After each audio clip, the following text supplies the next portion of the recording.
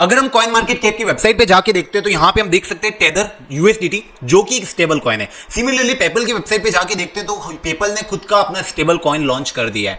यहां पे हम देख सकते हैं कि जीनस एक्ट लागू होने के बाद स्टेबल कॉइन को एज अ लीगल काउंट किया जा रहा है और वहीं काफी सारी कंट्रीज जैसे नाइजीरिया हो गया, अर्जेंटीना हो गया, ये लोग स्टेबल कॉइन को होल्ड करते हैं। तो भैया एग्जैक्टली स्टेबल कॉइन होता क्या है, स्टेबल कॉइन कैसे काम करता है और इसके पीछे क्या क्या प्रोजेक्ट्स काम कर रहे हैं, स्टेबल कॉइन होता क्या है और क्रिप्टो की दुनिया में स्टेबल कॉइन की क्यों जरूरत पड़ी।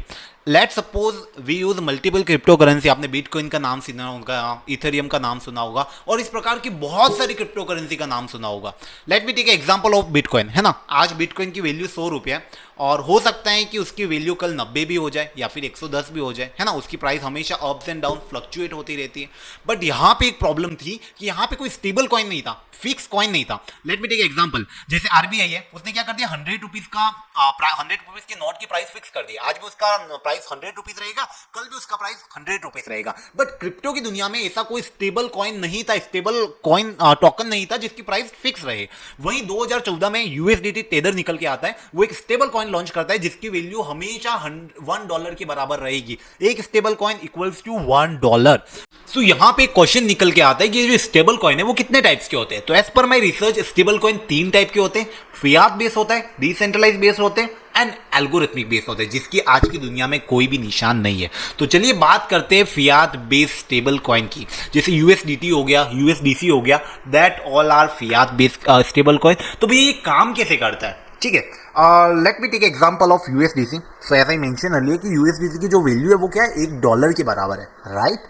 अब यूएसडीसी को 1 करोड़ स्टेबल कॉइन मार्केट में लाने तो ये लोग क्या करेंगे, they go on any centralised platform like bank और वहां पे क्या करेंगे, $1 करोड़ जिसकी वैल्यू उस पर्टिकुलर यूएसडीसी के बराबर है वो बैंक में इन्वेस्ट करेंगे, रिजर्व करेंगे और फिर वो ये लोग क्या करेंगे, उतने कॉइन मार्केट में लाएंगे। 1 crore USDC stable coin market में लेके आएंगे। मतलब somewhere there real world assets like gold or any fiat value something, they invest somewhere in centralized platform or bank kind of thing और फिर वो क्या करेंगे, अपने यूएसडीसी जैसे स्टेबल कॉइन को लॉन्च करेंगे जिसको फियाट बेस कहा जाता है।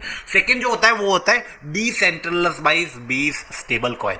जैसे लेट मी टेक एग्जांपल, आपके पास कोई भी क्रिप्टो करेंसी है जैसे इथेरियम हो गया, बीटीसी हो गया, आप मेकर डाओ जैसी वेबसाइट प्लेटफॉर्म पे जाओगे और वहां पे आप क्या करोगे, इथर या फिर बीटीसी जैसे आपके पास जो भी क्रिप्टो कॉइन है वो आप दोगे, उसका जो भी स्टेबल प्राइस आ रहा हो वो आपको लाके दे देंगे, जिसका पॉपुलर एग्जांपल है डाई।